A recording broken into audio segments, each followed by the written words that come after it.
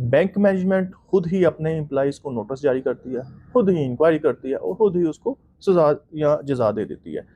और banking management समझती है कि हमारे पास राइट है, हम जिसको मर्ज़ी टर्मिनेट करें, जिसको मर्ज़ी बचा लें, जो हमें पसंद है हम उसको रख लेंगे, जो हमें पसंद नहीं, बेशक वो बेगुनाह भी है उसको हमने फ़ारिग करना ही करना है और वो फ़ारिग कर भी देते हैं। अब क्वेश्चन ये है कि जो एम्प्लॉई बेगुनाह फ़ारिग हुआ है, जो बगैर किसी वजह से एक फेक इंक्वायरी उसके ऊपर डाल के करने के बाद उसको टर्मिनेट कर दिया गया है, क्या वो दोबारा अपनी उसी पोजीशन में आ सकता है? इसके लिए क्या तरीकाकार होगा? इस वीडियो में आपके साथ मैं मुकम्मल डिटेल के साथ शेयर करूँगा कैसे बैंक एम्प्लॉई वापस अपनी पोस्ट पे आ सकता है और कौन सा एम्प्लॉई कौन से कोर्ट के अंदर अपना केस दायर करेगा तो उसकी सुनवाई जल्दी होगी। जब भी कोई एम्प्लॉई बैंक से फ़ारिग होने के बाद, इनके टर्मिनेट होने के बाद कोर्ट में जाता है, तो सबसे पहले जो क्वेश्चन, जो सबसे पहले जो मामला उसके साथ उसको फेस करने पड़ते हैं, वो है दायरा इख्तियार। दायरा इख्तियार के क्या जिस कोर्ट के अंदर एम्प्लॉई ने केस किया है, क्या वो अदालत उसको सुन सकती है या नहीं सुन सकती, ठीक है? जब एक एम्प्लॉई को अपनी डायरेक्शन का पता होगा कि मैंने इस डायरेक्शन में जाना है और मैं वहाँ से यानी कि केस जीत के वापस आ सकता हूँ, तो उसके लिए ब्राइट चांसेस हैं और ऐसे में 90% जो एम्प्लॉइज़ हैं वो केस विन करके वापस भी आ जाते हैं और अपनी दोबारा पोस्ट के ऊपर पोस्ट हो सकते हैं। और अगर वो केस दोबारा बैंक उसको अपील में जाता है हाई कोर्ट में, तो हाई कोर्ट जस्ट 21 डेज़ के लिए स्टे दे सकता है। 21 डेज़ के बाद उसने स्टे खारिज करना ही होता है कि एम्प्लॉई, केस चलता रहता है लेकिन एम्प्लॉई अपनी पोस्ट पे आ जाता है, उसको बैंक एक्सेप्ट कर लेता है, ठीक है? तो बीइंग अ बैंकर, मैंने भी तकरीबन कुछ 10 साल बैंकिंग की। इसके अंदर मैंने भी बड़े ही फेक इंक्वायरी देखी और मैं जिस इंक्वायरी में हारा था वो मैंने अपने मैनेजर की बात मानी थी। आज भी मुझे याद है, ठीक है? उसने मुझे कहा था ये बात कर दो, मैंने कर दी और मैं फ़ारिग हो गया। और जिसमें मैंने उसकी बात नहीं थी मानी, मैं वो 6 माह के बाद मैंने उस इंक्वायरी में मैं बाइज़्ज़त बरी हुआ। तो एम्प्लॉइज़ को सबसे पहले कानून का, लॉ का पता होना चाहिए, बैंक की पॉलिसी का पता होना चाहिए, ताकि इन केस अगर उसके अगेंस्ट भी फैसला आ जाता है, नो प्रॉब्लम। अगर उसके अगेंस्ट भी फैसला आता है तो एम्प्लॉय जो है उसके पास कानूनी जवाज़ हो, वो जाके वहाँ से विन करके वापस आए, ठीक है? अगर उसको पता ही नहीं है, वो मैनेजमेंट की बातों में आके उसने कोई गलत काम कर दिया है, तो फिर कानूनी तौर पे ज़ाहिर बात है वो गलत काम होता है और उसके अंदर फिर उसके लिए ज़रा मुश्किलात बढ़ जाती हैं, ठीक है जी? अब बात करते हैं जी कौन सा एम्प्लॉय कौन से कोर्ट में अपना केस दायर करेगा। बैंक के एम्प्लॉय 2 तरह के होते हैं, एक एग्ज़ेक्टिव और दूसरे एग्ज़ेक्टिव जो है वो मैनेजमेंट का हिस्सा होते हैं और जो नीचे वाले हैं वो लेबर में मोस्टली आते हैं, ठीक है? इसको मज़ीद आसान अल्फ़ाज़ में मैं कह देता हूँ, जो एवीपी हैं, जिसको असिस्टेंट वाइस प्रेज़िडेंट कहा जाता है। एवी से जो ऊपर वाले हैं, एवीपी से जो ऊपर वाले एम्प्लॉइज़ हैं वो एग्ज़ेक्टिव एम्प्लॉइज़ कहलाएँगे। जो एवीपी से नीचे हैं वो सारे के सारे, जैसे कि ग्रेड 1 से ऊपर जो है वो एवीपी शुरू हो जाता है। वो सारे के सारे जो है ना वो लेबर और नीचे लेबर तबके में आएँगे, ठीक है? तो जो अब यहाँ पे इसी हिसाब से तकसीम होगी, ठीक है?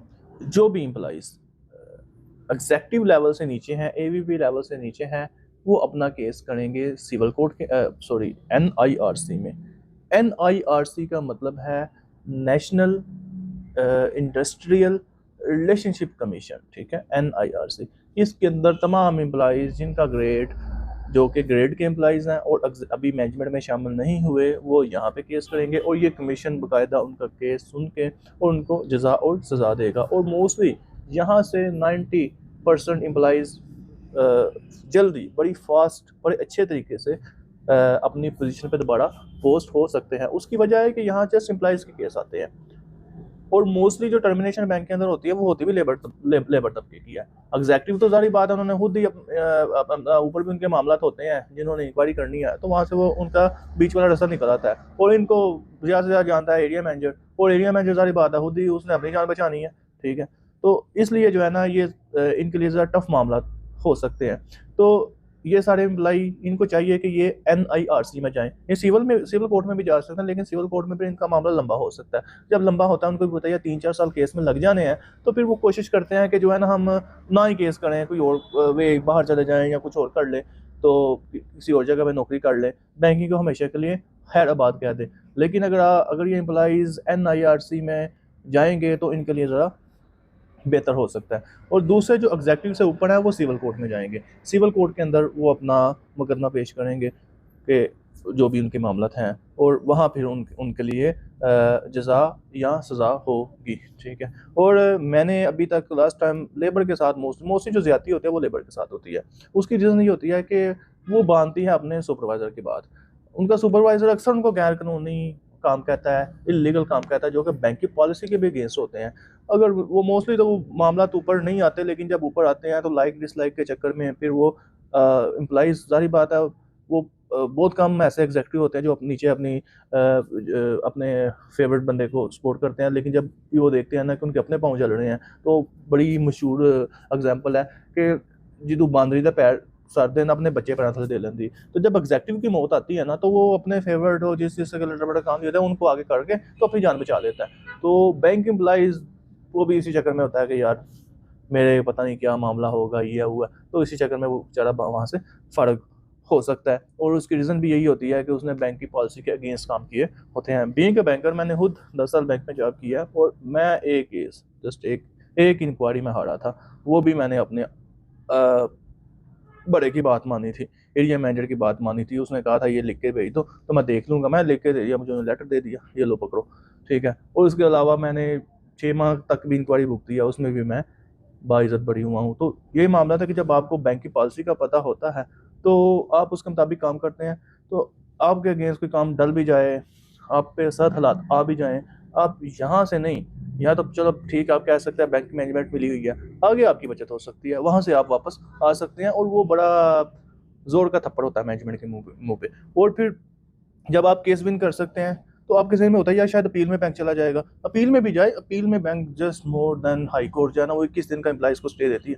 21 दिन के बाद बेशक केस चलता रहे, लेकिन वो एम्प्लॉई को कहती हैं भाई तुम नौकरी पे जाओ, इसको तो काम पे रखो, ये बेचारा बेरोज़गार क्या करे। ठीक है। तो ये मामला हैं। अगर आपको मज़ीद बैंकर्स को, मेरे भाइयों को, ठीक है, किसी किस्म की इस लिटिगेशन के मतलब रहनुमाई चाहिए, तो मैं उनको प्रॉपर गाइड कर दूँगा। बेशक मैं सियालकोट से हूँ, बट मैं उनको गाइड कर दूँगा कि वो अपनी सिटी के किसी अच्छे वकील को जो मेरा दोस्त होगा उससे मिल लें, वो आगे उनका मामलात देख लेगा। ठीक है जी। तो अपना ख्याल रखिएगा, तो हमें याद रखिएगा। अल्लाह हाफ़िज़।